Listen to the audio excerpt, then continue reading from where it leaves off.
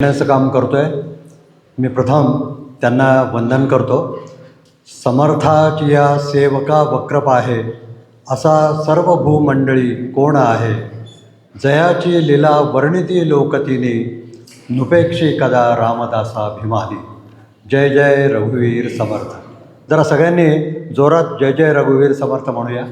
जय जय रघुवीर समर्थ. Very nice. आज आपल्याला या ठिकाणी पतंजली योगसूत्राची माहिती घ्यायची आहे, जी आपण आस्तिक दर्शनं म्हणतो. त्यापैकी योग हेही आस्तिक दर्शन आहे आणि त्याचे प्रणेते हे पतंजली मानलं जातं. आणि त्यांनी निर्माण केलेली ही 195 सूत्र, त्यातली खरं म्हणजे प्रत्येक सूत्र हे मला कित्येक दिवस लागतील बोलण्यासाठी, परंतु मला संयोजकांनी 2 तास दिलेले आहेत. मी त्याचा उपयोग करून जितकी शक्य असेल तितकी पतंजली योगसूत्रातली प्रमुख माहिती ही द्यायचा प्रयत्न करेन. आपण अगोदर पतंजलींचंही स्तवन करूया. योगेन चित्तस्य पदेन वाचा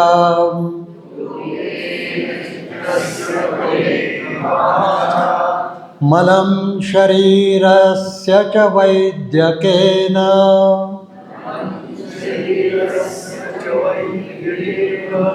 योपाकरोत्तं प्रवरं मुनीनां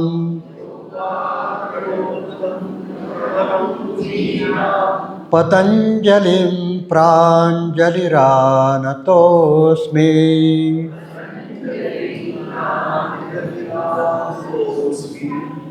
मी न विसरता माझे गुरुजी डॉक्टर आगाशे सर यांनाही वंदन करतो. मी पतंजली योगसूत्र हे त्यांच्याकडूनच शिकलो आहे आणि आत्ता जस्ट आधी ते भगवद्गीतेसंबंधी बोलले, त्यामुळे मला सुरुवात करणं हे अत्यंत सोपं झालेलं आहे आणि तितकंच अवघडही झालेलं आहे. सोपं ह्या दृष्टीने की त्यांनी स्थितप्रज्ञ या विषयावरती बोलले आणि मला पतंजली योगसूत्रात स्थितप्रज्ञ असा पतंजलींनी शब्द वापरलेला नाही आहे. त्यांनी प्रत्याहार किंवा इतर शब्द पतंजलीचे आपण पुढे ओघाने बघूया ते वापरलेले आहेत, पण त्या स्थितप्रज्ञ याच्याशी मिळते जुळते. त्यामुळे माझा विषय हा सोपा झाला आहे आणि अवघड ह्या दृष्टीने की आगाशे सरांच्या समोर पतंजली योगसूत्रावरती बोलायचं हे अत्यंत अवघड काम संयोजकांनी मला दिलेलं आहे आणि त्याच्यामुळे माझी परिस्थिती ही अत्यंत तारेवरची कसरत अशा प्रकारची आहे. ती मी करण्याचा बऱ्यापैकी प्रयत्न करतो. आपण पुढे जाऊया. पतंजलींनी अत्यंत महत्त्वाचं हे जे आत्ता मी श्लोक म्हणालो त्याच्यात 3 गोष्टी पतंजलींनी केलेल्या, हे भोजराजांनी केलेलं पतंजलींचं स्तवन आहे. तर त्याच्यात त्यांचं वर्णन केलं आहे.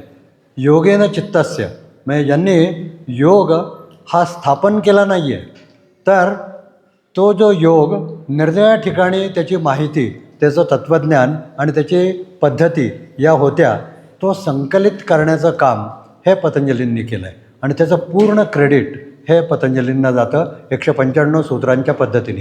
म्हणून भोजराजा जे म्हणत आहेत या श्लोकामध्ये की योगेन चित्तस्य. दुसरं काम पतंजलींनी कोणतं केलं? पदेन वाचाम. म्हणजे पाणिनीचं जे व्याकरण आहे संस्कृतचं, त्या पाणिनीच्या व्याकरणाचं पुन्हा संकलन करण्याचं काम हे पतंजलींनी केलेलं आहे. केवढं प्रचंड काम आहे बघा. म्हणजे योगाच्या फील्डमध्ये सगळ्या निर्णया ग्रंथांमध्ये असलेली माहिती ही संकलित करायची. पाणिनींनी तयार केलेलं व्याकरण हेच मुळात प्रचंड अवघड आहे समजण्याच्या दृष्टीने आणि ते संकलित करून लोकांसमोर मांडायचं सोपी गोष्ट नाही आहे. आणि तिसरं काम हे मलम शरीरस्यच्या वैद्यकीयनं, म्हणजे आयुर्वेदाच्या ग्रंथांचं पतंजलींनी संकलन केलं. हेही तितकंच अवघड काम आहे बघा. 3 वेगवेगळी फील्ड मानवी जीवनाला स्पर्श करणारी त्यांचं संकलनाचं काम हे पतंजलींनी केलं आहे. म्हणून ह्या सगळ्या बाबतीत पतंजलींना आपल्याला क्रेडिट द्यावं लागतं आणि ते सगळं माहिती त्यांनी 195 सूत्रांमध्ये सूत्रबद्ध केले आहे अप्रतिम पद्धतीने. आणि खरं जर बोलायचं ना, मग माझं जर ओपिनियन विचारलं तर केवळ पहिली 3 सूत्र पतंजली योगसूत्राची म्हणजे खरं योग आहे. अथ योगानुशासनम ते म्हणतात. म्हणजे आता आपण योग अनुशासन काय आहे ते बघूया. पहिलं सूत्र अथ योगानुशासन म्हटल्यानंतर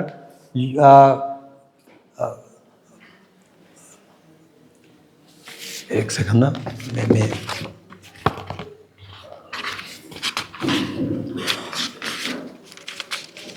योगश्चित्तवृत्ती निरोधा म्हणजे चित्तवृत्तीचा निरोध म्हणजे योग आहे.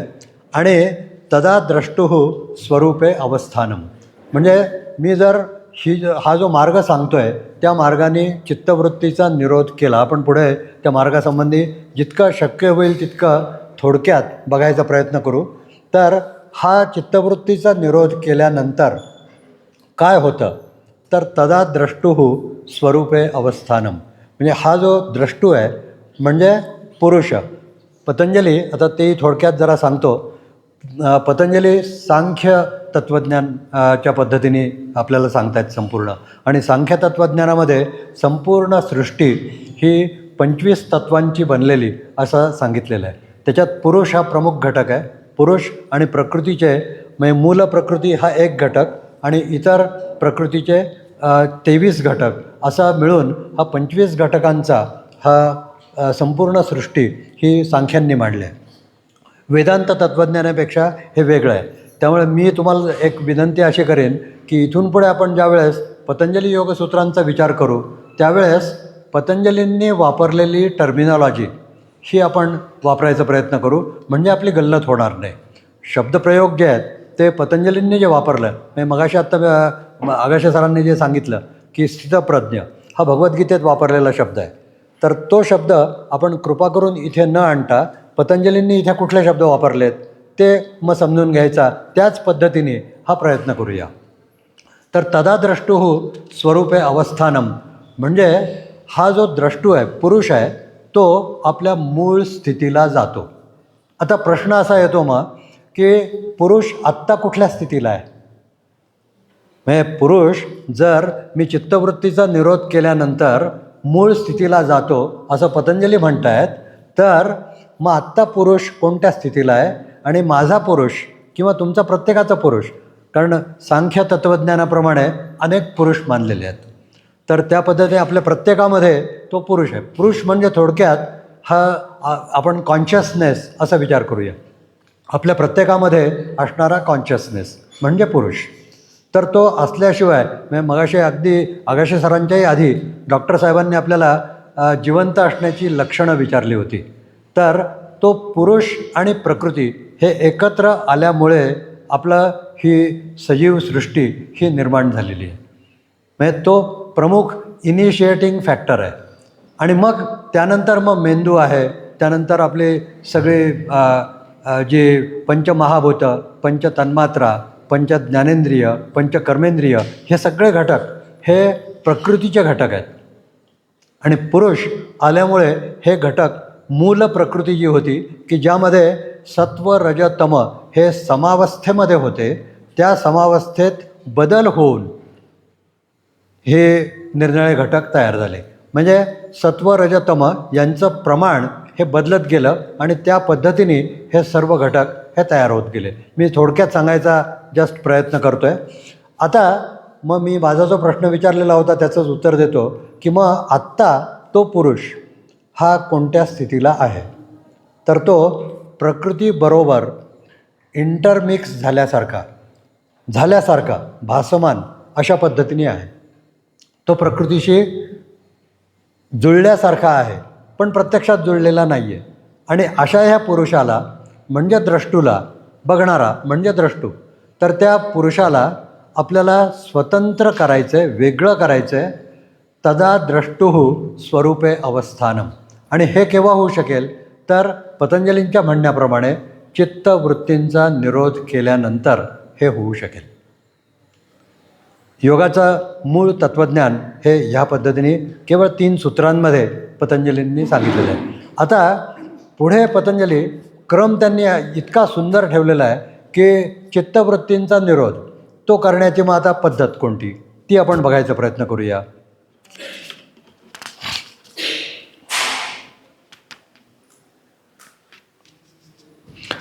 त्याच्या आधी सूत्र 1.4 तेही महत्त्वाचं आहे. मी आत्ता जो तुम्हाला मुद्दा सांगितला की आपण सर्वजण मग कोणत्या स्थितीत आहोत, तर ते पतंजली सूत्र 1.4मध्ये वर्णन करतात.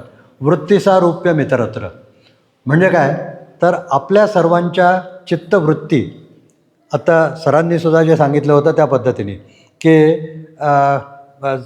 आता ह्यानंतर आपलं भोजनाचा कार्यक्रम आहे, तर मग भोजन काय असेल, कित्येकांना भूकही लागलेली असेल, कित्येकांना मग आता काय असणार आहे मेनू त्यासंबंधी विचार पडलेला असेल.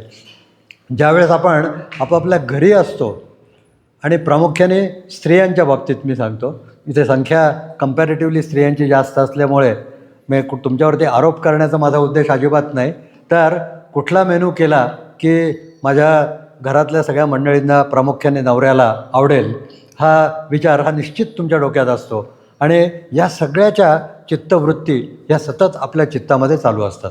मी आत्ता तुमच्याशी बोलतो आहे, तुमच्या चित्तामध्ये चित्तवृत्ती तयार होत आहेत ऐकण्यासंबंधीच्या आणि त्याच्यावर काही प्रतिक्रियाच्या, ही एक प्रकारची चित्तवृत्ती तयार होते.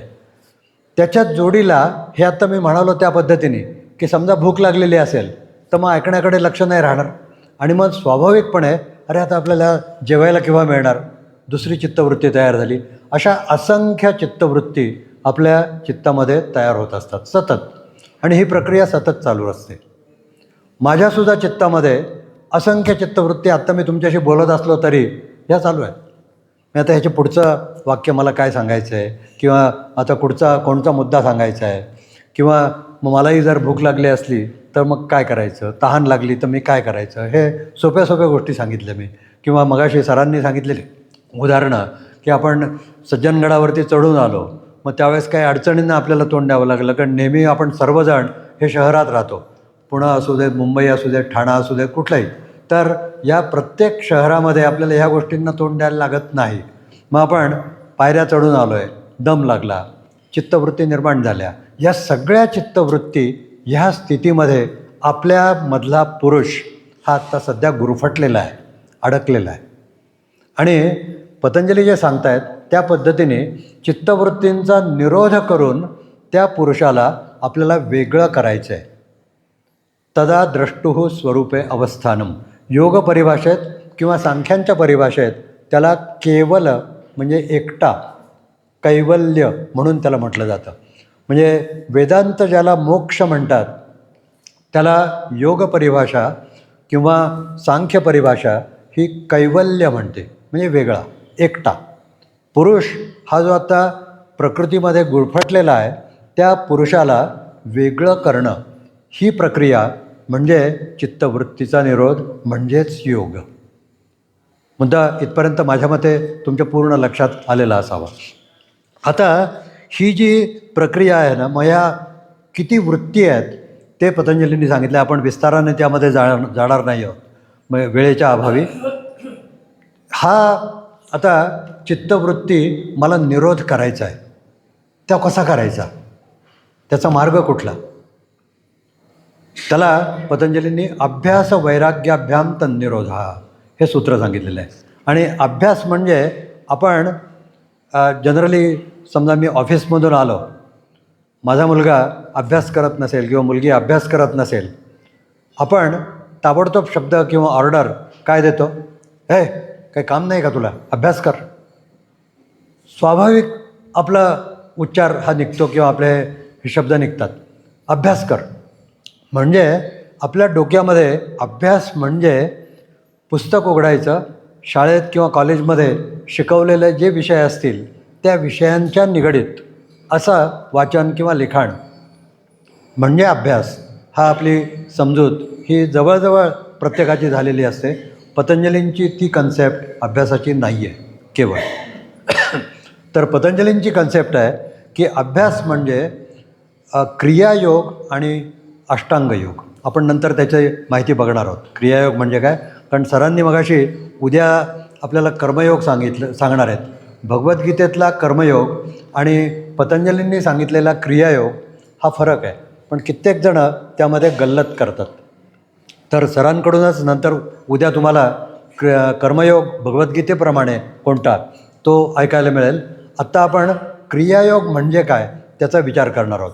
त्याच्या आधी पतंजलींच्या काही कन्सेप्ट्स म्हणजे काही ज्या संकल्पना इथे तयार केलेल्या आहेत योगामध्ये, त्या म्हणजे ज्या पहिल्या पादामध्ये आहेत, समाधी पादामध्ये आहेत, त्यांचा जरा मला आपण विचार करूयात. म्हणजे तो तुम्हाला सांगणं माझ्या मते फार महत्त्वाचं होईल. आणि त्याच्याही आधी योगासंबंधी कित्येकांच्या खूप चुकीच्या कल्पना ह्या झालेल्या असतात. आत्ता सध्या 2 गोष्टी झालेल्या आहेत. योगाचा प्रसार हा खूप झपाट्याने झाला, चांगला झाला, ती निश्चित चांगली गोष्ट झाली. पण त्याचबरोबर खरा योग हा बाजूला राहिला. मी मुद्दाम त्याचा उच्चार योग असा करतो आहे, योगा असा करत नाही आहे, आणि तो असा करू नका, तर तो चुकीचा उच्चार आहे. त्याचं स्पेलिंग YOGA असं केलं जातं इंग्लिशमध्ये, कारण त्या लोकांना येत नाही म्हणून. परंतु आपल्याला तर संस्कृत चांगलं माहिती आहे, मराठी तर चांगलं माहिती आहे, त्यामध्ये योग असं आपण उच्चार करतो. स्पेलिंग जरी योगा केलं तरी त्याचा उच्चार योग असा करायचा. तर योग, आणि योग म्हणजे हातपाय हलवणं, व्यायाम करणं. आसनं देखील मी म्हणत नाही. तर व्यायाम करणं म्हणजे योग, हे कित्येकांची फार चुकीची समजूत ती झालेली आहे. मगाशी सरांनी सांगितलेलं परत तेच सांगतो की 24 तास आपल्याला जगायचं आहे, आणि तो यम नियम म्हणजे पतंजलींच्या योगाचे जे अष्टांग आहेत ती मी फक्त उल्लेख करतो आहे की यम नियम आसन प्राणायाम प्रत्याहार धारणा ध्यान समाधी हे 8 अंग ही 24 तास आपल्याला जगायचे आहेत, म्हणजे योग आहे. केवळ 1 तास मी आसनं केली किंवा 1 तास प्राणायाम केला म्हणजे योग झाला असं नाही आहे. तर तो हा शरीरासाठी उपयुक्त असलेली गोष्ट ती त्यावेळेस मी केली. आसनं हा योगांचा एक अष्टांग योगातला एक भाग आहे, नो डाऊट. पण आसनं म्हणजे योग नाही. मी एक तुम्हाला जरा क्लॅरिटी आणखीन येण्यासाठी प्रश्न विचारतो आहे. ज्यांना लक्षात येईल त्यांनी उत्तर द्या, चुकीचं दिलं तरी हरकत नाही. सकाळी विजय सरांनी आपला इथे काही गोष्टी करून घेतल्या सकाळी. किती जणांना असं वाटतं आहे की ती आसनं करून घेतली? किती जणांना असं वाटतं आहे की ती विजय सरांनी खूप छान त्यांनी करून घेतलं? ते काय करून घेतलं आहे ते मी माहिती नंतर सांगतो. तर आसनं आपण केली विजय सरांच्या मार्गदर्शनाखाली, हे किती जणांना वाटतं आहे? हात वर करा. बरं. किती जणांना वाटतं आहे की आसनं नाही, आपण काहीतरी वेगळं केलं आहे? Very good. तर ही जी क्लॅरिटी आहे ना ही आली पाहिजे. आपण जनरली आपला जो योग साधनेचा पतंजलींनी जे यम नियम आसन प्राणायाम प्रत्याहार धारणा ध्यान समाधी ह्यापैकी प्रामुख्याने आपला जो फोकस असतो तो आसन आणि प्राणायाम याकडे असतो. तर ती आसनाची सुरुवात करण्यापूर्वी आपण सूक्ष्म व्यायाम स्थूल व्यायाम हे करत असतो, सूर्यनमस्कारही करत असतो. तर त्यापैकी ह्या काही गोष्टी, आणि त्या लाभदायक आहेत, फायद्याच्या आहेत शरीराला. मी असं बिलकुल म्हणत नाही की त्या करू नका, उलट त्या करा, त्या केल्या पाहिजेत आसनं सुरुवात करण्यापूर्वी. त्यामुळे सकाळी आपण जे केलं ते सूक्ष्म व्यायाम आणि स्थूल व्यायाम केलेत, ते आसनं नाही आहेत. ही क्लॅरिटी आली सगळ्यांना? आपण आसनांची नंतर पतंजलींनी केलेली व्याख्या बघणार आहोत. तर त्यामुळे आपण काय करतो आहे आणि कशाला योग म्हणायचं हे कृपा करून लक्षात घ्या. आता मग अभ्यास आणि वैराग्य हे तुम्हाला मी म्हणालो, ह्याच्याच जोडीला पतंजलींनी काही कन्सेप्ट्स मी आत्ता म्हणालो त्या जरा बघूया.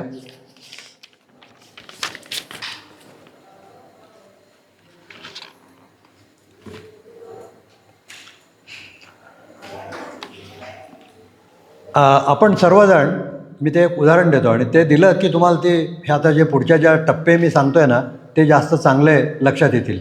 मला तुम्हाला संप्रज्ञात स्थिती चित्ताची, मी त्याला समाधी म्हणत नाही, कित्येक टीकाकार त्याला समाधी म्हणतात. संप्रज्ञात स्थिती, त्यानंतर समापत्ती स्थिती चित्ताची, पुन्हा ह्या मी जरा समजावून सांगण्याचा प्रयत्न करणार आहे. आणि नंतर मग समाधी स्थिती आहे. तर ह्या सगळ्या चित्ताच्या स्थिती आहेत. आपण चित्तावरती संस्कार करतो आहे. चित्तवृत्ती नाहीशा करायचा प्रयत्न करतो आहे, म्हणजे चित्तावरती संस्कार करतो आहे. तर हे संस्कार करताना टप्पे जे येणार आहेत ते संप्रज्ञात, समापत्ती आणि पुढे समाधी स्थिती असे चित्ताचे टप्पे येणार आहेत. एक उदाहरण मी तुम्हाला देतो. काही जणं तुमच्यापैकी पुण्याहून आलात, काही जणं मुंबईहून आलेत, काही जणं ठाण्याहून आलेत, काही जणं नागपूरहूनही आलेत. असे आपण महाराष्ट्रातल्या वेगवेगळ्या भागातून आलो.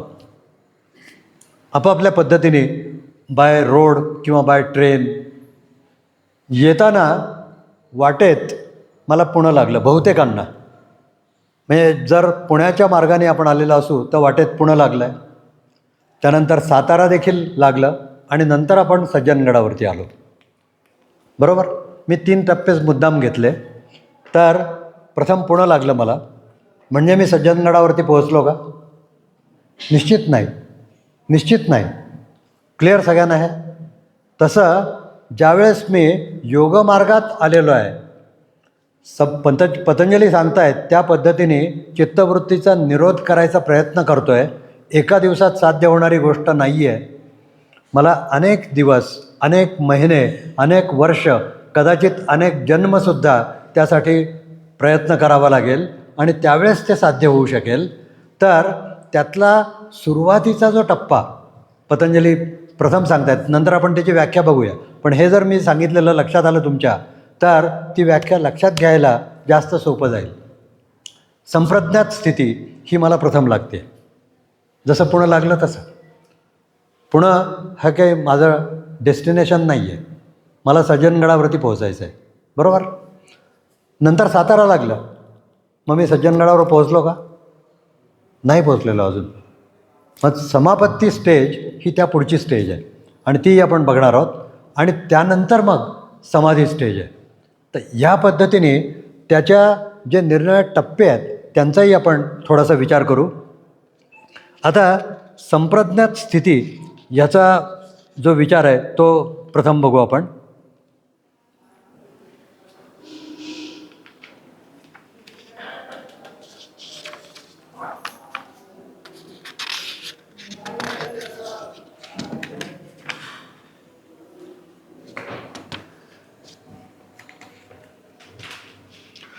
पतंजलींनी सूत्र करून त्याची व्याख्या खूप छान केलेली आहे की वितर्क विचारानंदास्मिता रूपानुगमात संप्रज्ञात. म्हणजे त्याचा मराठीत अगदी सोपा जर अर्थ केला तर असा अर्थ होईल की मी योगमार्गात आहे, चित्तवृत्तीचा निरोध करण्याचा प्रयत्न करतो आहे, पूर्ण शेवटच्या टप्प्यापर्यंत मी पोहोचलेलो नाही आहे.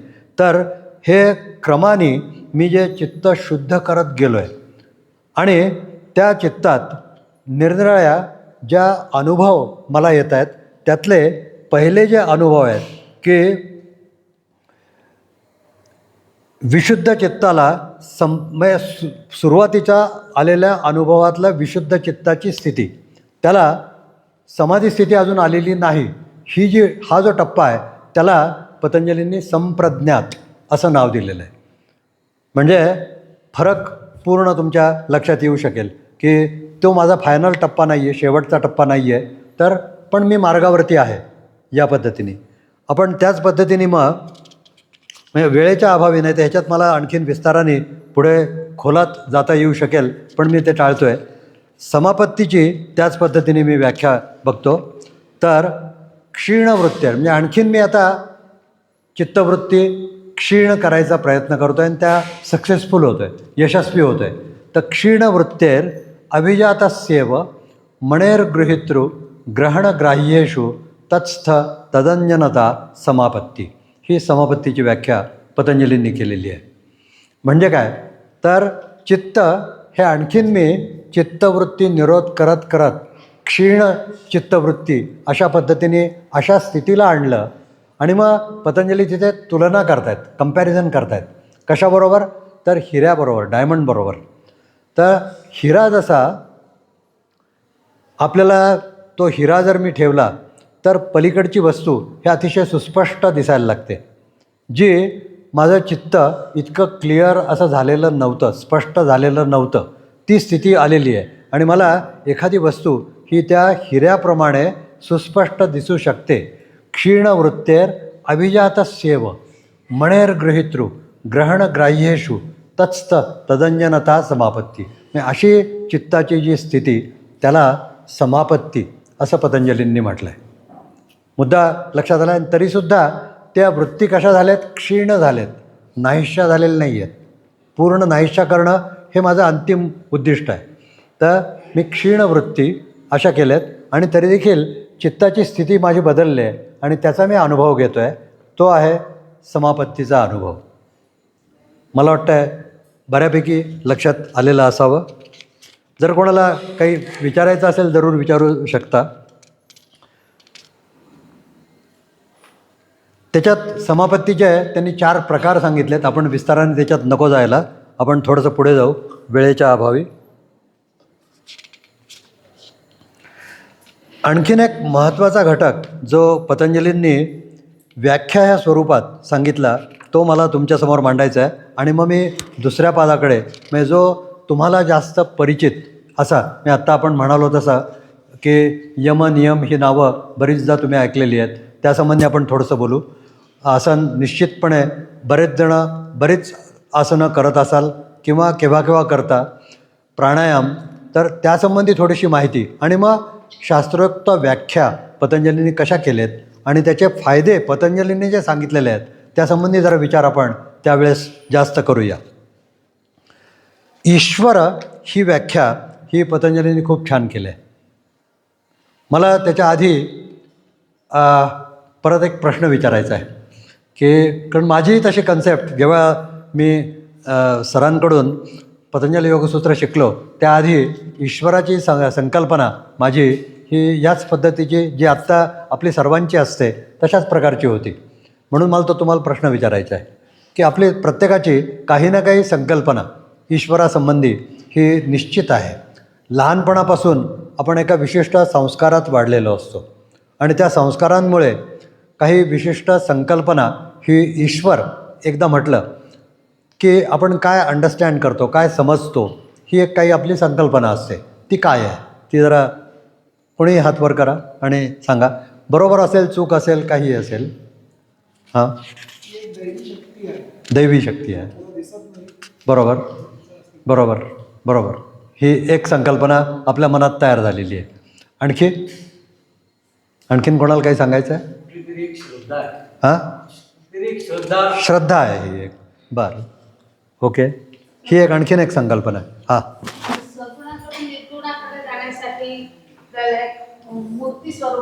मूर्ती स्वरूपात. हो, बरोबर बरोबर. निरनिराळ्या मूर्ती आपण त्या मंदिरात जातो, पूजा करतो किंवा आपल्या घरातसुद्धा देव्हारा असतो आणि त्यामध्ये देव असतात निरनिराळे, त्यांची आपण मूर्ती स्वरूपात पूजा करतो. बरोबर आहे अगदी ती पण संकल्पना. तुम्ही काहीतरी हात वर केला. हां, आपली कल्पनाशक्ती त्या पलीकडे जात नाही, आपण त्याला काहीतरी तिथे नाव काहीतरी म्हणतो म्हणून त्याला ईश्वर म्हणतो. अगदी बरोबर. तर ह्या आपल्या सर्वांच्या आणि ह्याच्यात चूक काही नाही आहे, या संकल्पना आपल्या झालेल्या आहेत. पण पतंजलींनी खूप शास्त्रीय पद्धतीने अतिशय काटेकोरपणे ईश्वर याची व्याख्या केली आहे. पहिलं सूत्र त्यांचं असं आहे, क्लेश कर्म विपाकाशैर परामृष्टः पुरुषविशेष ईश्वरा. पहिलं युगळ. आता पुरुष, मी मगाशीच शब्द क्लिअर केला की आपल्या प्रत्येकामध्ये पुरुष आहे म्हणजे कॉन्शियसनेस तो आहे आणि प्रकृतीचे घटक आहेत आणि मिळून आपण तयार झालेलो आहोत प्रत्येकजण. तर पतंजली काय मानतात की हा एक पुरुष विशेष आहे, विशेष पुरुष आहे. प्रकृती त्यासंबंधी पतंजलींनी सांगितलेलं नाही. त्या पुरुष विशेषला आणखीन ॲट्रिब्यूट्स दिलेत. क्लेश कर्म विपाकाशैर. आता ती जरा कल्पना थोडी आपण क्लिअर करू.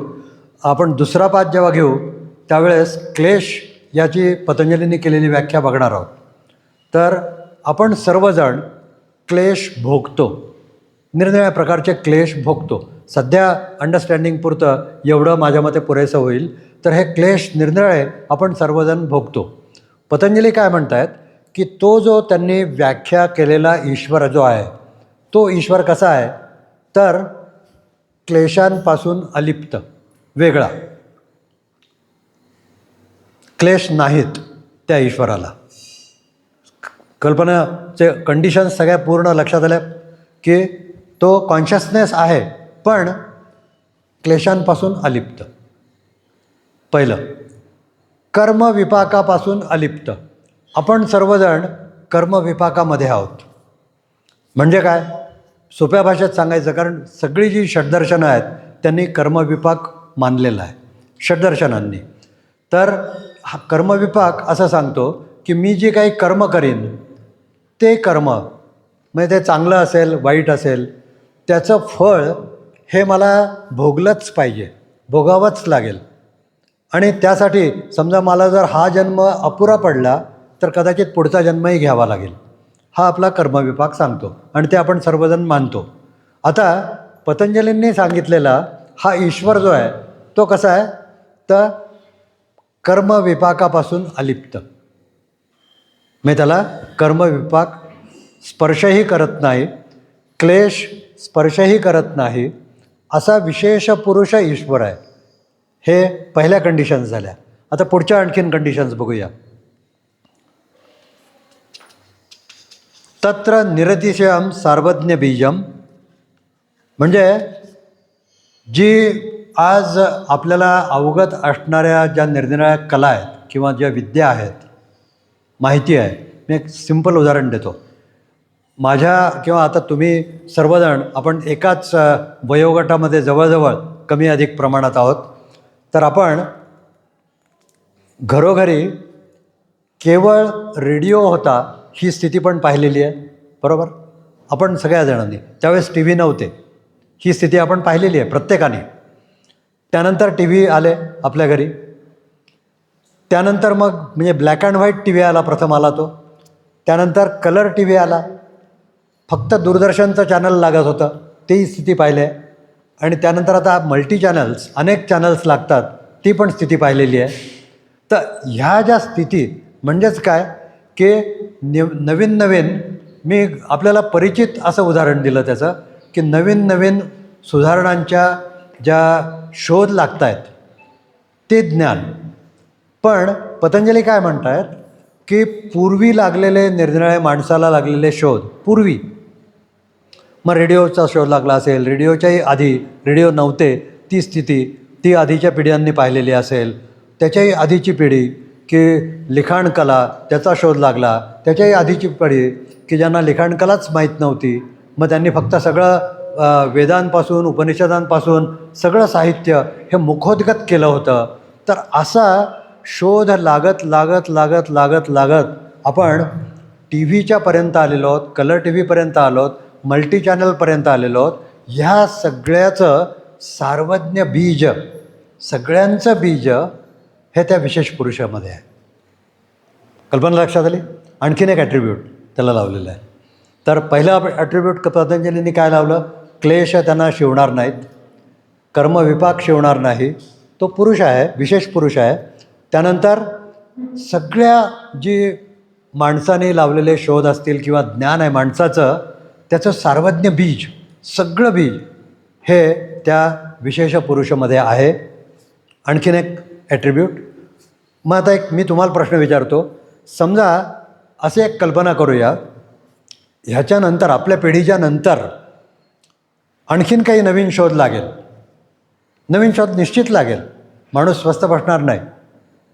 ते जे ज्ञान आहे, ते जे माहिती आहे, त्याचं बीज हे या विशेष पुरुषामध्ये असेल की नाही? निश्चितपणे असेल, बरोबर, अगदी अगदी बरोबर. मी पतंजलींची व्याख्या जर आपण स्वीकारली तर त्याप्रमाणे सार्वज्ञ बीज हे त्याला त्यांनी म्हटलेलं आहे. म्हणजे पास्ट टेन्समध्ये भूतकाळात लागलेले सगळे माणसाला लागलेले शोध, सगळं ज्ञान, वर्तमान काळात माणूस वापरत असलेलं ज्ञान, भविष्यकाळात जे निर्माण होणारं माणसाचं ज्ञान असेल ते, या सगळ्याचं सार्वज्ञ बीज त्या विशेष पुरुषामध्ये आहे. इथपर्यंत मुद्दा लक्षात आला. किती छान कल्पना केलेली आहे बघा, आणि किती छान व्याख्या केलेली आहे. पुढची ॲट्रिब्यूट आहे सएष पूर्वेशामपि गुरुः कालेना नवच्छेदात. म्हणजे हा जो विशेष पुरुष ईश्वर आहे तो सगळ्या गुरूंचा गुरु आहे. मी आत्ता तुम्हाला सांगितलं की डॉक्टर आगाशे सर ते पतंजली योगसूत्राच्या बाबतीत मला गुरु, बरोबर. आगाशे सरांना पण कोणीतरी गुरु असतील, ते कोणाकडून तरी शिकलेले असतील, त्या गुरूंचेही कोणी गुरु असतील, निश्चितपणे असतील. असं करत करत करत करत सगळा आदिगुरू कोण असू शकतो? पतंजलींच्या व्याख्येप्रमाणे तो विशेष पुरुष ईश्वर असू शकतो. आपण शाळा कॉलेजमध्ये जातो, निरनिराळे विषय शिकतो, सायन्स शिकतो, मॅथमॅटिक्स शिकतो, भाषा निरनिराळे शिकतो. ह्या सगळ्याचे त्या त्या वेळचे आपले गुरु असतात. शाळेमध्ये, कॉलेजमध्ये, निरनिराळ्या ठिकाणी. ह्या सगळ्या गुरूंचे सुद्धा गुरु असतील, त्यांचेही गुरु असतील. आणि असं करत करत ह्या प्रत्येक गुरुचे आदिगुरू हा कोण असणार आहे? तर विशेष पुरुष ईश्वर असणार आहे. म्हणजे ॲट्रिब्यूट्स आता मी परत एकदा तयार करतो, मग तुमच्या त्या लक्षात आलेल्या असतील, त्या रिव्हिजन होईल थोडीशी. क्लेशकर्म विपाक नाही आहेत त्या विशेष पुरुषाला. क्लेशकर्म विपाका शैर. सएष पूर्वेशामपि गुरुः, सगळ्या गुरूंचा आदिगुरू. त्यानंतर तत्र निर्दिशयम सार्वज्ञ बीजम, सगळी जे ज्ञान आहे आज आपल्याजवळ त्या ज्ञानाचा आदी बीज हे तो विशेष पुरुष ईश्वर आहे. आणि कालेना नवच्छेदात. आता हा आणखीन एक घटक त्यांनी केला आहे की आत्ता मी तुम्हाला कालावधीचा उल्लेख केला की भूतकाळात एखादं ज्ञान आपण मिळवलं, वर्तमान काळात काही ज्ञान मिळवलं, भविष्यकाळात ज्ञान मिळवलं. पण ही कालाची मर्यादा ही ज्याला नाही आहे, अवच्छेद होत नाही, कालाचा अवच्छेद होत नाही, कालातीत आपण म्हणू, तर असा कालातीत असा तो विशेष पुरुष ईश्वर आहे.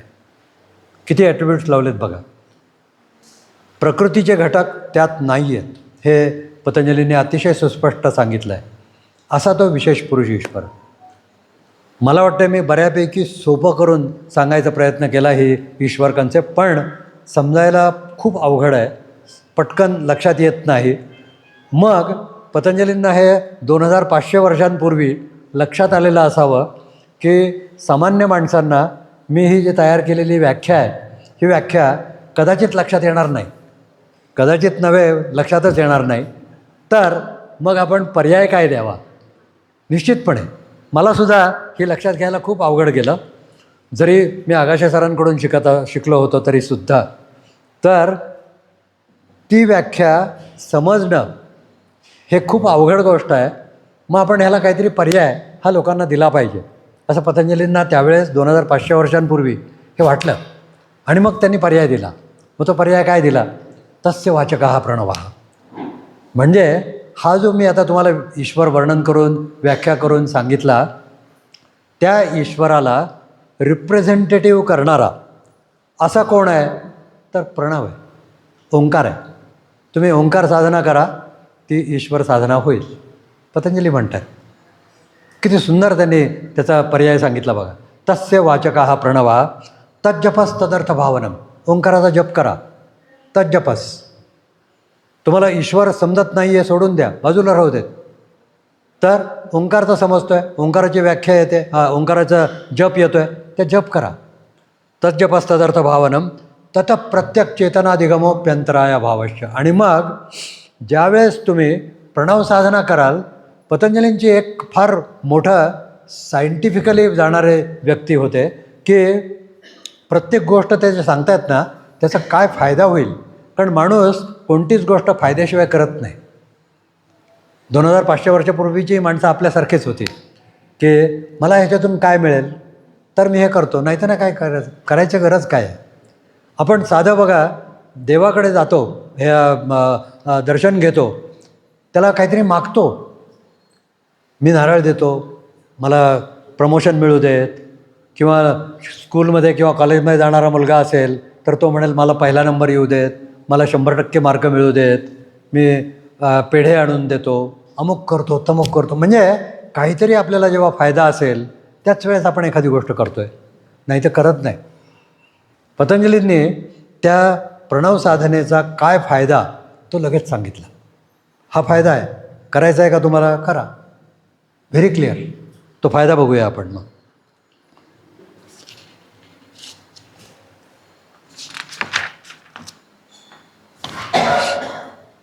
तज्जपस तदर्थ भावनम, म्हणजे त्या प्रणवाचा जर आपण जप केला तर त्याच्या जपामुळे किंवा त्याच्यावरती ध्यान केल्यामुळे आपल्याला चित्तवृत्तीचा निरोध साधता येतो. बघा केवढा फायदा आहे. आपण योगमार्गात आलेलो आहोत, चित्तवृत्तीचा निरोध आपल्याला करायचा आहे. त्याच्यासाठी पतंजलीच सांगतायत की आपल्याला अभ्यास वैराग्य केलं पाहिजे.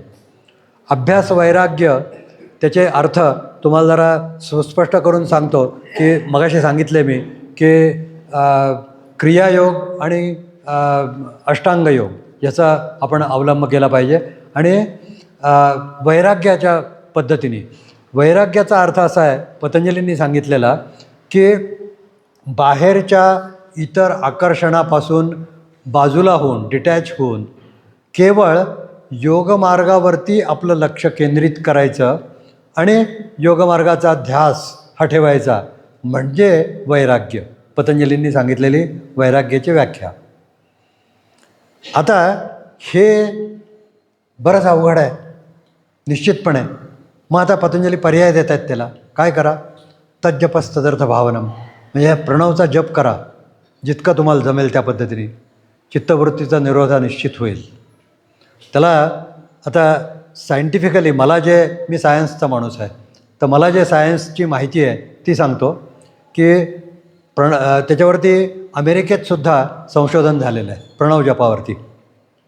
तर प्रणवाचा जप वेगवेगळ्या पिचमध्ये जर आपण केला तर त्याचे काय फायदे होतात ते जस्ट थोडक्यात सांगतो, मग आपण पुढे जाऊया. हा जो प्रणवाचा जप आहे तो आपण जर केला तर मेंदूमध्ये, ब्रेनमध्ये आपल्या ज्या वेव्ज तयार होत असतात. आत्ता मी तुमच्याशी बोलतो आहे, बीटा वेव्ज ह्या माझ्याही ब्रेनमध्ये तयार होत आहेत, तुमच्याही ब्रेनमध्ये तयार होत आहेत. दिवसभर आपण निरनिराळी कामं करत असतो, बीटा वेव्ज तयार होतात. ज्यावेळेस आपण झोपतो त्यावेळेस अल्फा वेव्ज तयार होतात. म्हणजे बीटा वेव्जचं रूपांतर हे अल्फा वेव्जमध्ये होतं. सकाळी बघा आपण कित्येकदा उठल्यानंतर खूप ताजेतवाने असतो. मला झोप खूप छान लागली, मी ताजातवाना झालो. त्याचं शास्त्रीय कारण काय आहे, तर माझ्या बीटा वेव्ज ज्या मेंदूमध्ये तयार झालेल्या होत्या दिवसभरामध्ये, त्याचं बऱ्यापैकी रूपांतर हे अल्फा वेव्जमध्ये झालं आणि माझा मेंदूच्या न्यूरोसेल्स या खूप फ्रेश झालेल्या आहेत आता परत नवीन बीटा वेव्ज घ्यायला, आणि त्यामुळे मला ताजंतवानं वाटतं आहे. हे त्याचं सायंटिफिक कारण आहे. आता प्रणव जपामुळे काय होतं आहे, तर गॅमा आणि डेल्टा वेव्ज ह्या तयार होतात. प्रथम गॅमा वेव्ज तयार होतात मेंदूमध्ये, आणि आणखी जास्त वेळ जर आपण जप केला तर डेल्टा वेव्ज तयार होतात. मग आता ह्या जर वेव्ज आपण तयार केल्या तर बीटा वेव्ज नाहीशा झाल्या की नाही, कारण त्या बीटा वेव्जचंच रूपांतर ह्या वेव्जमध्ये होणार आहे. म्हणजेच चित्तवृत्ती निरोध झाला की नाही, निश्चित झाला. पतंजलींनी सांगितलं, त्यांना सायन्स माहीत होता की नाही माहीत नाही, पण मी हे जे ॲप्लिकेशन केलं आहे ते तुमच्यासमोर मांडलं आहे. तुम्हाला जर पटलं असेल तर स्वीकार करा. आपण पुढे जाऊया.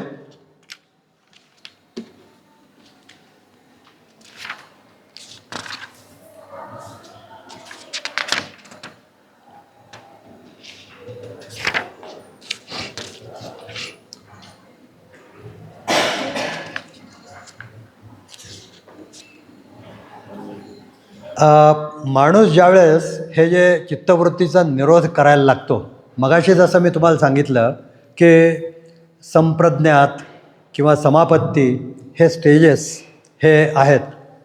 सर 15 मिनटं आहेत ना? हां, मी जरा थोडंसं आसन प्राणायामचा सुरुवात करतो आणि मग उद्या घेऊया.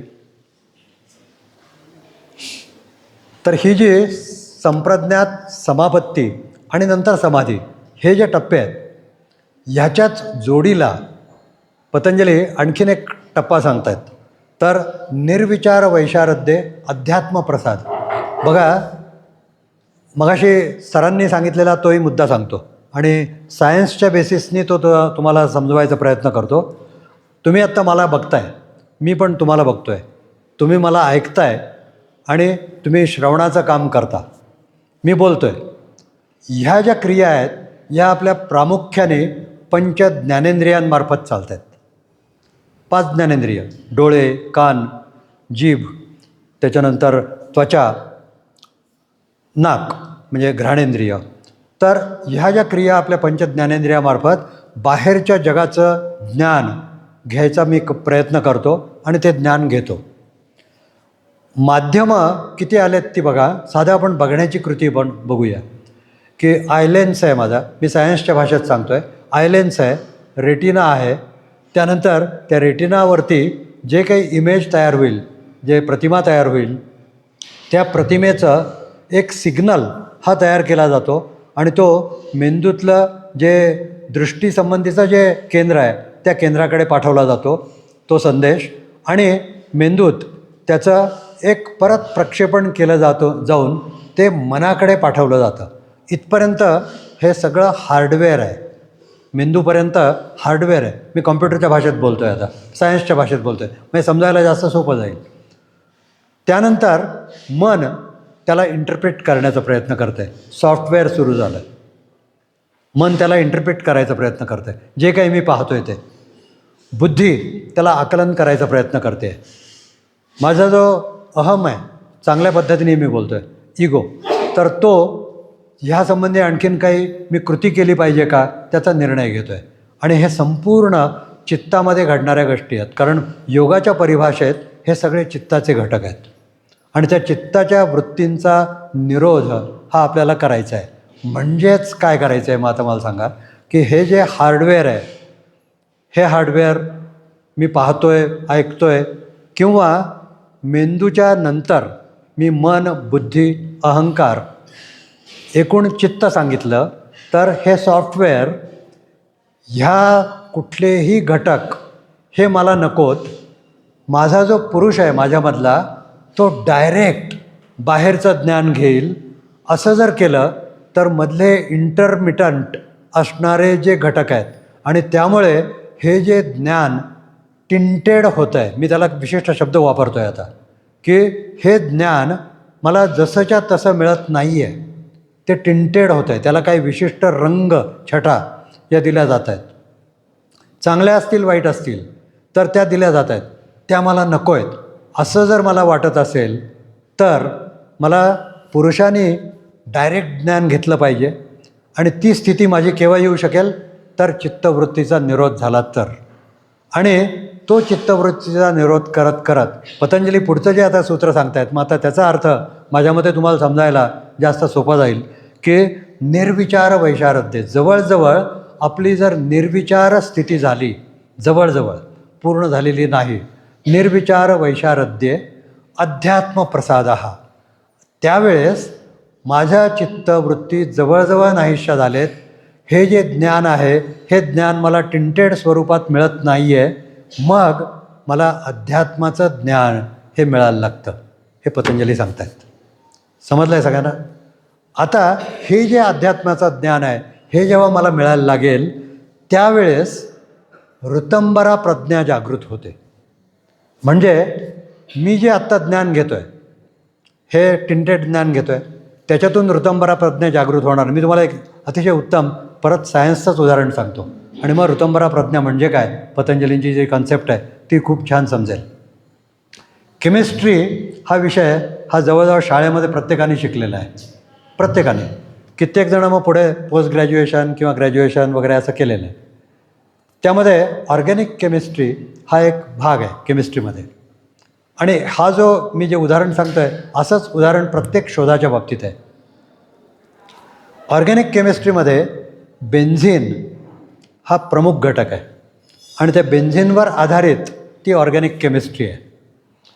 ज्यावेळेस त्या बेन्झिनचा मॉलिक्युलर फॉर्म्युला मोलिक्युलर फॉर्म्युला हा शब्दप्रयोग सगळ्यांना कळतो आहे की स्पष्ट करायला पाहिजे? माझ्या मते लक्षात आलेलं आहे.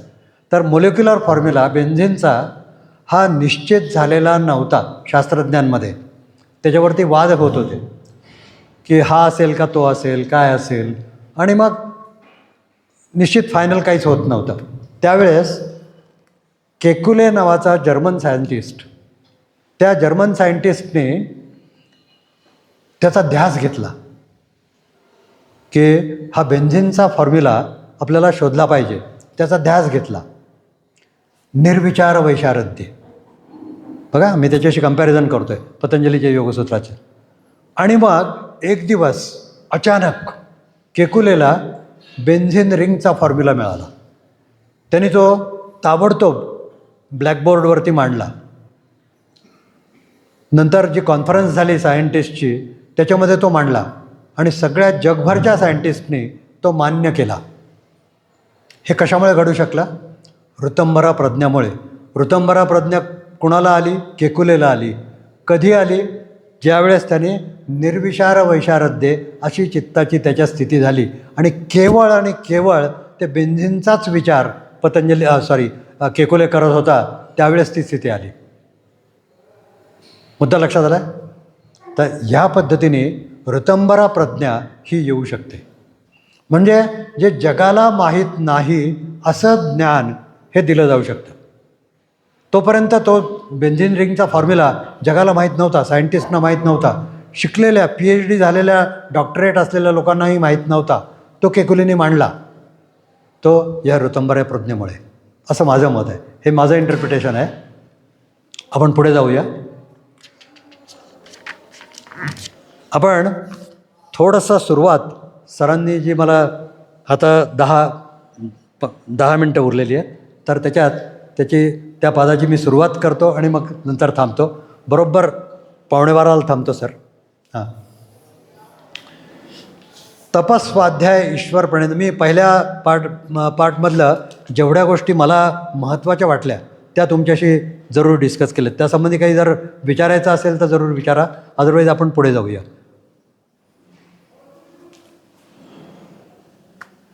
कारण आता जो योगाचा जो भाग आहे, जो आपण दर्शनी भाग ज्याला म्हणू, ज्याला बहिरंग योग पतंजलींनी नाव दिलं आहे, तर तो आता मी सुरुवात करतो आहे. इतक्या वेळ आपला जो चाललेला होता ना, तो हा योगाचा रोडमॅप होता. मी त्याला रोडमॅप असं नाव दिलं आहे. म्हणजे समाधीपाद हा योगाचा पतंजलींनी मांडलेला रोडमॅप आहे. कशा पद्धतीने मी पुढे जाणार आहे, योग तुम्हाला सांगणार आहे, ते पतंजलींनी पूर्ण मांडलं आहे रोडमॅप या स्वरूपात. तो तुम्हाला मी जास्त स्पष्ट करण्याचा प्रयत्न केला. आपण बघूया. तपस्वाध्याय ईश्वर प्रणिधानानी क्रियायोग. हे क्रियायोगची व्याख्या पतंजलींनी केली. 2.1 सूत्र. मी जरा त्याच्याशी कंपॅरिझन करतो. आपण सर्वजण ज्यावेळेस लहान होतो आणि आताच्या पिढीत तसं होत नाही आहे, म्हणून मी आपलं उदाहरण देतो. आपण सर्वजण लहान होतो, म्हणजे शाळेत जायला सुरुवात केले.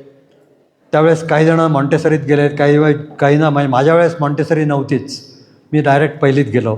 तर आणि मराठी शाळेत गेलो. त्यावेळेस इंग्रजी माध्यमाची शाळा नव्हत्या. तर अशा या निरनिराळ्या आपण जेव्हा शाळेत जायला सुरुवात केली, TV वगैरे ह्या गोष्टी नव्हत्या, रेडिओ फक्त होता आमच्या घरात. तर संध्याकाळी 7 वाजता दिवे लागणीला घरात परत यायचं आणि शुभंकरोती म्हणायचं. त्याच्यानंतर पाढे म्हणायचे, जी काही श्लोक शिकवलेले असतील ते म्हणायचे. हे वडिलांनी, आईने मला सांगितलेलं होतं. कित्येकदा मला त्याचा कंटाळा यायचा, कित्येकदा. आणि कंटाळा येत पण वडिलांनी सांगितलं आहे, आईने सांगितलं आहे, मग म्हणायचं, असं मी म्हणायचो. मी म्हणतो आहे हा अनुभव प्रत्येकाने घेतलेला आहे. बरोबर आहे अगदी. त्यावेळेस मी जे म्हणत होतो ना, भगवद्गीतेतले श्लोक किंवा रामरक्षा किंवा भीमरूपी महारुद्रा किंवा आता पाढे आपण म्हणूया, त्याचा विचार करू. बे एक बे, बे दुणे 4. मला बे दुणे 4चा अर्थ त्यावेळेस कळायची बुद्धी नव्हती. पण नंतर 2नी 2ला गुणलं, मल्टिप्लाय केलं की प्रॉडक्ट 4 येतं, त्याचं उत्तर 4 येतं. हे नंतर समजलं, पुढच्या वर्गात गेलो त्यावेळेस. तसं पतंजली इथे काय सांगतात, मी मुद्दाम त्याच्यासाठी हे उदाहरण दिलेलं आहे. पतंजली जो क्रियायोग सांगतायत ना तो या पद्धतीने सांगतायत. तुम्हाला आता योगमार्गावरती तुम्ही आलेला आहात, चित्तवृत्तीचा निरोध करायचा आहे. मी लगेच तुम्हाला अष्टांग योग सांगत नाही आहे. तर पतंजली काय म्हणतात, तुम्ही क्रियायोग सुरू करा. म्हणजे काय सुरू करा? शुभंकरोती म्हणा, श्लोक असतील पाठ तेवढे म्हणा, पाढे म्हणा. आईवडिलांनी तुम्हाला सांगितलेलं होतं त्याच पद्धतीने. पतंजलींच्या भाषेत तप स्वाध्याय ईश्वर प्रणिधानाने क्रियायोग हा. तप करा. तपाचा अर्थ मी सांगतो. स्वाध्याय ईश्वर प्रणिधान. ईश्वर जो पतंजलींनी सांगितलेला आहे अर्थ तो तुम्हाला लक्षात येत नाही, सोडून द्या. पण ईश्वर प्रणिधान करा, काहीच बिघडत नाही. तप म्हणजे हा जो मी आता तुम्हाला योग सांगतोय त्या योगातला जो काही भाग तुमच्या लक्षात आलेला असेल त्या योगमार्गावरती राहा. तप. घर सोडून वनात जायला पाहिजे म्हणजे तप नाही. तर जो योग सांगितलेला आहे त्या योगातला काही भाग जो तुमच्या लक्षात आलेला असेल तो लक्षात घ्या आणि सुरुवात करा. तप. स्वाध्याय म्हणजे काय, तर योगासंबंधीची जी निर्णय लिटरेचर आहेत, अवेलेबल आहेत, पुस्तकं आहेत, भगवद्गीता आहे, पतंजली योगसूत्र आहे, अनेक म्हणजे योगाला डेडिकेटेड अशी 20 उपनिषद आहेत. यातलं जे तुम्हाला आवडेल, जे पटेल ते वाचा, स्वाध्याय करा आणि त्याचं मनन करा. योगवासिष्ठ आहे, खूप निरनिराळे ग्रंथ आहेत योगासंबंधी आणि ऑथेंटिक ग्रंथ आहेत. तर त्यातलं जे तुम्हाला आवडेल त्याचं वाचन करा. म्हणजे तप स्वाध्याय ईश्वर प्रणिधानाने क्रियायोग हा पतंजलींच्या परिभाषेत. आता हे सांगितल्यानंतर मी आता हे तुम्हाला सांगितलं, पण हे काय उगीचच चाललेलं आहे असं माझ्याही मनात आलं, तुमच्याही मनात आलेलं आहे. पतंजली तिथेच थांबत नाहीत. पतंजली त्याचा फायदा काय आहे लगेच सांगतात, ताबडतोब. हे जर तुम्ही केलात तर काय फायदा होणार आहे, ताबडतोब. दुसरं सूत्र 2.2 मधला समाधिभावार्थ क्लेशतनुकरणार्थश्च. हे जर क्रियायोग तुम्ही केलात तर तुम्हाला काय मिळेल, जो काही तुमच्या मनामध्ये योगासंबंधी विचार आला आहे की आपल्याला चित्तवृत्तीचा निरोध करायचा आहे, समाधिभाव, तो तुमचा समाधिभाव हा वाढत जाईल. तो वाढायला पाहिजे का, क्रियायोग करा. नको वाढायला, थांबा. He has given full freedom. त्यानंतर दुसरं जे त्यांनी कारण सांगितलं आहे ते पण तितकंच महत्त्वाचं आहे, क्लेशतनुकरणार्थश्च. कोणत्या माणसाला नको आहे की माझे क्लेश कमी व्हावेत? सगळ्यांना पाहिजे की माझे क्लेश कमी झाले पाहिजेत. आणि नंतर पतंजलींनी क्लेशांची व्याख्या केली आहे, ती आपण बघणार आहोत. तर हे क्लेश माझे कमी जर व्हायला पाहिजे असतील तर क्रियायोग सुरू करा. मला जसं आईवडिलांनी सांगितलेलं होतं ना, जस्ट कम्पॅरिझन करा त्याच्याशी, की हे शुभंकरोती म्हणा, श्लोक पाठ करा, जे पाठ आहेत ते म्हणा, पाढे म्हणा, जे पाठ आहेत ते. फायदा काय आहे त्याचा तर आत्ता विचारात घेत बसू नका. आईवडील सांगतात ना, म्हणा, दॅट्स ऑल. पतंजली सांगतायत तपस्वाध्याय ईश्वर प्रणिधानाने क्रियायोग हा. पतंजली एक पाऊल पुढे आहेत आपल्या आईवडिलांच्यापेक्षा, की समाधिभावार्थ क्लेशतनुकरणार्थश्च. मी त्यांनी त्याचा फायदाही सांगितलेला आहे. क्लेश कोणते तेवढे फक्त सांगतो मी, तर 2-3 मिनिटांचा उपयोग करून मग थांबतो. अविद्या, अस्मिता, राग, द्वेषाभिनिवेश क्लेश. हे पतंजलींनी व्याख्या केलेले 5 क्लेश आहेत. हे आपल्या प्रत्येकाला भोवतात चक्क. अविद्या म्हणजे आपल्याला खरं ज्ञान नाही आहे. जे काय आपण शाळा कॉलेजमध्ये जाऊन शिकतो, ज्याच्या साह्याने मोठमोठ्या पदव्या मिळवतो, पहिला नंबर येतो आहे, खूप चांगले मार्क मिळाले, खूप चांगल्या ठिकाणी नोकरी लागली, हे सगळं जे काही मी केलं ना ती अविद्या आहे. पतंजलीच्या परिभाषेत विद्या नाही आहे, ती विद्या नाही आहे, ती अविद्याच येते. अविद्या म्हणजे काय, तर पुरुषासंबंधीचं खरं ज्ञान, प्रकृतीसंबंधीचं खरं ज्ञान. कारण पतंजली सांख्ययोग मानतात. मग त्यामध्ये पुरुष काय आहे, प्रकृती काय आहे, आणि हा पुरुष आणि प्रकृती हे मला चित्तवृत्तीचा निरोध करून वेगळे करायचे आहेत, हे जे ज्ञान आहे हे खरं ज्ञान. हे सोडून असलेलं जे काही ज्ञान आहे ते अविद्या. पतंजलींच्या परिभाषेत. आणि मग नंतर म्हणून त्या अविद्येला सगळ्या क्लेशांची जननी असं म्हटलेलं आहे पतंजलींनी. पुढे आपण बघणार आहोत ते. अविद्या क्षेत्रमुत्तरेशा प्रसुप्त तनु विच्छिन्नो दाराणाम. म्हणजे ही जी अविद्या आहे, ही अविद्या काही वेळेस आपल्याला ती त्रासदायक होते, काही वेळेस त्रासदायक होत नाही, प्यारी प्यारी वाटते, परंतु तरीसुद्धा ती अविद्या आहे हे आपण लक्षात घेतलं पाहिजे. काही क्लेश हे आपल्याला त्रासदायक असतात, काही क्लेश त्रासदायक नसतात आणि त्यामुळे आपल्याला काही त्याची जाणीव पण होत नाही, पण नंतर ते केव्हा तरी डोकं वर काढतात. हे सगळे क्लेश हे कोणामुळे झालेले आहेत? अविद्येमुळे झालेले आहेत. आणि मग अविद्या ही आपल्याला समजून घ्यायची असेल तर विद्या म्हणजे काय ते समजून घेतलं पाहिजे. मग विद्या म्हणजे काय? तर खरं ज्ञान पुरुष आणि प्रकृती या संबंधीचं हे आपण लक्षात घेतलं पाहिजे. ते जर लक्षात घेतलं तर आपण ह्या क्लेशांपासून मुक्त होऊ, हे पतंजली म्हणतात.